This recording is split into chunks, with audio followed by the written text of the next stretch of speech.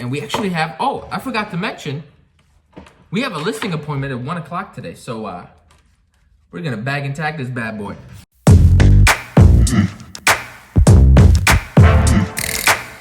Hello, ladies and gentlemen. It is Friday, 7:42 in the morning. It is May, I believe, 8th, and we have a closing to go to. So let's make some money. Right now, I'm headed over to the office because I got some work to do before the closing. And the walkthrough is at 10:30 a.m. However, I will not be attending closing. Neither will the buyer because of this virtual closing we have to do. So all I gotta do is the walkthrough and then go home. Attorney's gonna sign all the paperwork. Just a heads up, I was up at 5:22. I just forgot to film. I have about an hour and 30 minutes to get the things I need to get done, which is 1, post a vlog, 2, cold call expireds, and 3, I still need to figure out, but we'll figure it out. And as I get my day started, I quickly want to touch on exactly how we got to the closing this morning. I think it's important to always give the source behind the business. That way it gives you all perspective, right, for where it all comes from. This one was one of those deals that was just a lucky deal. I was at the right place at the right time. However, it wasn't just luck involved. It was putting myself in a position to get lucky, right? And how did I do that? It was, I believe, the Christmas Eve, and I was in the office working. I was actually with my fellow subscriber, Brandon. We had just filmed an interview video with him. It was like a 40-minute long video. And we're looking it over, and then a couple walks in and says, hey, we want to buy a house. It was like Christmas all over again, literally, no pun intended. So we just sat down. I had a little buyer consultation with them right away. What's going on, Bob? And pretty much the next weekend, we put a place under contract. Unfortunately, it was a little too good to be true, so that deal fell through because it just wasn't the right time. Well, a few months later, it was the right time. They reached out to me. We got the process started again, and I think a week and a half after that, we were under contract for this deal. And that was March 23rd, during the whole quarantine, when it was getting a little chaotic. We put the place under contract, and we will be closing today. Fingers crossed. I have about 10 expired listings to call, and it's early in the morning, so they have a much higher pickup rate. So we're gonna give them a ring, see if we can put anything in the books. And we actually have, oh, I forgot to mention, we have a listing appointment at 1 o'clock today. So we're gonna bag and tag this bad boy. So as I get the expired cold calls cranking, I'm actually uploading a YouTube video right now. I figured while I wait for it to load, I'll do the prospecting. And then I did a virtual tour for one of my listings. So I'm uploading that to Facebook and running an advertisement.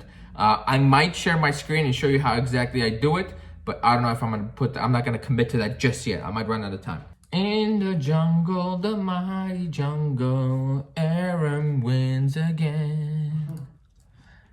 Because I am so fast and no one can beat me.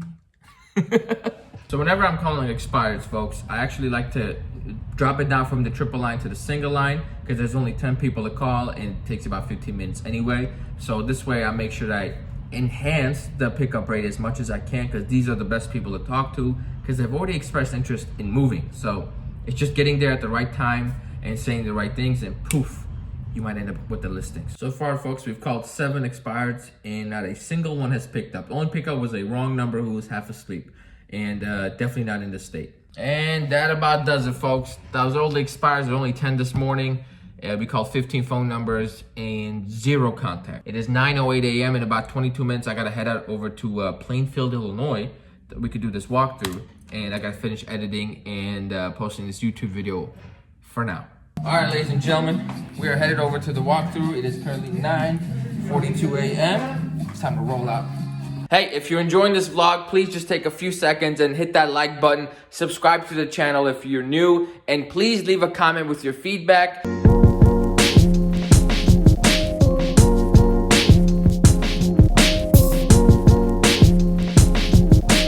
And we are pulling up to the house now. Get to the walkthrough. I look at the front door, there's no lockbox. I call the agent, she's like, there's a lockbox. I'm like, lady, there's no lockbox. I'm looking at it. There's nothing here. She calls the client, and apparently the client, in their infinite wisdom, decided to take the lockbox and put the key with the attorney. So now I gotta drive over to the attorney's office, get the key, come back, and then we can do the walkthrough. And all this is completely unnecessary. And these little unprofessional moments is what I hate most about real estate, because it takes 5 seconds to let your clients know, hey, leave the lockbox where you found it. And to add insult to injury, I'm like, where's the office to your attorney? She's like, you know, go off of this road, take a right. I'm like, just send me the address. She's like, well, just do this. I'm like, oh my God. Now it's an issue of if I'm gonna go to the right place or the wrong place. So we're kind of winging it. We're gonna figure it out, folks. We're gonna figure it out. I will check in once I get those keys. But your mailbox is locked. Of course it's locked. All right, we got the keys. Now we go to the walkthrough. All right, it is a wrap, ladies and gentlemen. We got our closing. We're just waiting for the funds to go through. In about 5 minutes, we'll have an official closed deal. And then the attorney's gonna meet in my office where I'm gonna treat him to lunch because he did a lot of good work for this deal. We did it, ladies and gentlemen. I just got the message that the deal was funded. What that means is the lender has sent the money. The seller got their check, which also means that I got my check. So what's gonna happen is he's gonna bring it to me, and then once I get it, we're gonna deposit it, and then we're gonna spend all of it because I need money. We're testing out a very new angle. We're at the desk. We have about 15 minutes real quick before we have to head out and grab lunch for me and the attorney. And in the meantime, I had another client message me on the way here. I sent them some properties yesterday. This is a rental for $2,400. So I sent them some properties last night. It isn't, and I checked in this morning. By the way, when you send people emails, always text them to be like, hey, sent you an email, want to make sure you received it. Because I texted her this morning, I'm like, hey, did you receive my email? And she's like, no, never got anything. See? If I didn't send that text, I would assume they got the email and didn't like anything. It would have led to a lot of problems. So that's not what happened. They sent me another property they want to look at. So we're going to take a look, see if it's possible, and maybe schedule a showing. And now we feast, ladies and gentlemen. Got me this is not a food vlog, but I do have myself a little Chick-fil-A sandwich, some fries, and I like to finish it off with some nuggets. Did we really get a lot of work done today? Yes and no. We posted a vlog. We went to a walkthrough. We did a closing. We picked up the check or got the check dropped off. Had lunch with the attorney and did some admin work for my listing, and we still have admin work to do. Just printing some brochures and things a lot. This is gonna be an awkward transition because my phone storage gave out and it stopped recording. But what I was trying to say is now I have created this virtual tour for my listing, which is what a great time to have. I'm gonna put it on Facebook and I'm gonna advertise it to people who may be interested in it. So here, let's go. Ring, ring. Hello? Hey, Danny, this is Aaron with Remax First. How you doing today? I'm good, Aaron. How are you? I'm doing great. Thank you for asking. I'm not sure if you remember, but we spoke about a month ago about selling your home, and you'd mentioned that you were just kind of waiting. You're about 2 months away from making a decision. So I wanted to check in and see what your time frame is looking like. Yeah, Aaron, we were still waiting for this quarantine to be lifted. You know, we've seen a lot of people not wanting to sell their homes because of it. So we're just right. Holding off for now. Gotcha. Okay. So if I'm understanding you correctly, you're definitely interested in selling. You're just waiting for the quarantine to end before you can get your home on the market. Is that right? Right. Okay. Now, if there was no quarantine, would it make more sense for you to move right now in regards to your personal timetable? Yeah, I think, you know, we would have probably sold by now if it wasn't for this whole thing. But, you know, obviously we need to find the right home, and we want to make sure that we're not putting our home at risk having people come through. Got it. Would you be comfortable showing your property if it was to be on the market today? Yeah, that's what we're kind of battling with. Like, I don't know. I don't think so. I think we're staying, you know, set. Gotcha. Well, in that scenario, it absolutely makes sense to wait because, you know, we can't sell a house we can't show, right? Right, yeah. Now, Danny, are you looking to move out of state, or are you just downsizing into maybe a smaller house or upsizing? What's the scenario? You know what? I'm actually moving out of state. Got family that I want to move back to, see, be closer to. So this is a permanent move for me. Oh, excellent. And are you going to be purchasing a property there, or are you going to be staying with family for a little bit? We'll probably likely purchase a property out there. Okay, perfect. You know, see how things, Gotcha. See how things move. So the reason I asked that question is because right now, Danny, we're in a little pocket of the market where the prices are still extremely competitive because there's not a lot of inventory on the market because sellers just like you are not putting their homes on the market, and there's not enough for other buyers to look at. So the reason I bring that up is if you were going to move out of state and live with family, then the property would be vacant and we'd be able to show it. Now, is that something you'd be interested in, or would it work better for you just to wait until everything opens up and then you can put your house on the market and sell in a traditional way? Yeah, it sounds interesting.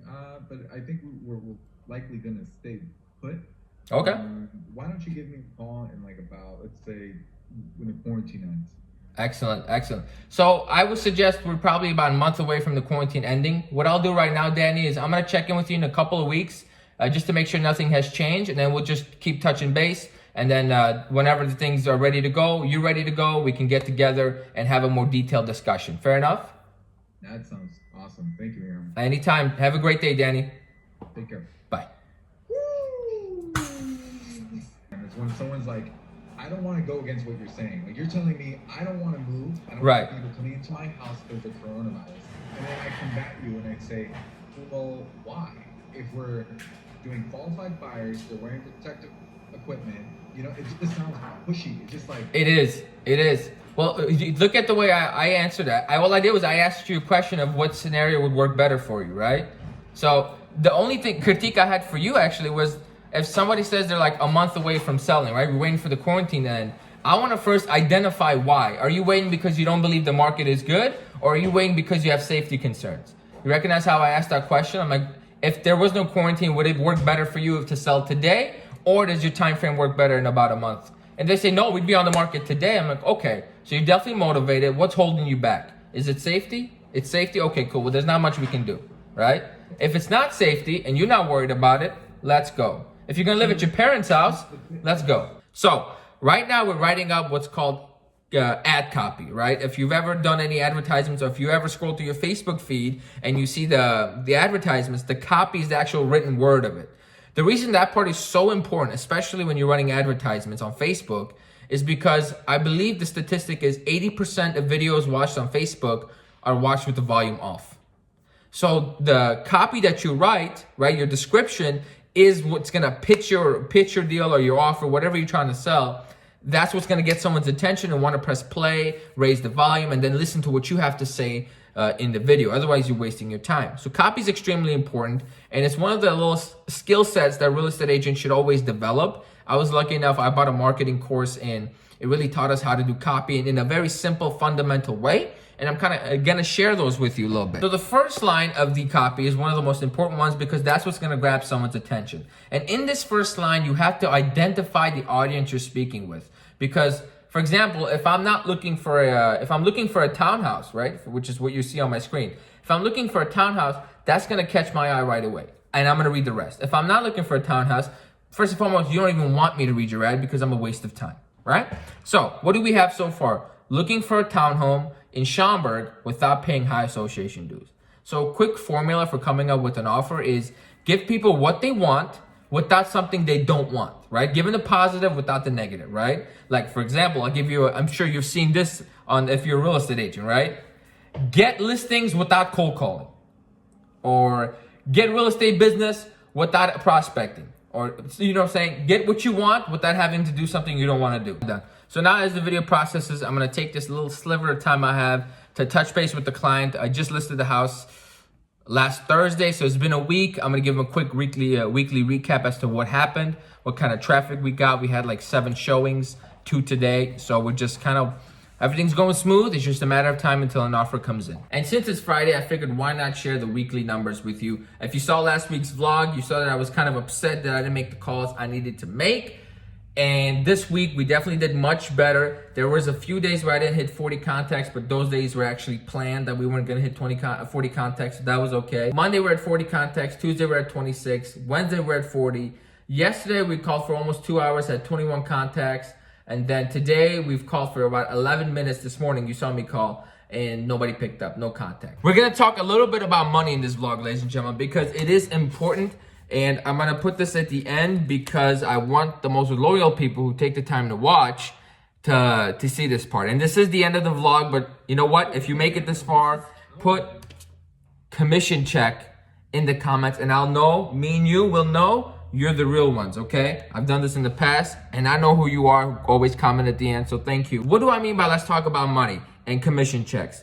No matter what office you're in, it's important to have a bulletproof idea of exactly how to calculate your own commissions, because oftentimes brokerages will use like an automated system to come up with your commission or your split, what you're owed. Last 2 places I've been to, 80% of the time my commission check is inaccurate, right? And it's off by a few $100s every now and then. Now for me, I personally never care about the last 2 numbers. I only notice my commission check is low when the first two numbers are not what I expected. And that's when I go in and do more research. So it's important to know exactly how your commission is split up, how it's calculated, and always stay on top of it. Don't assume the office is gonna get it right. That's it. Thank you so much for watching. I will see everybody next week. Stay hustling, stay grinding, do your thing. It's 5:08 p.m. I'm still gonna be in the office hanging around, but there's no reason for me to film. But I'm gonna go on an Instagram live now. So take care.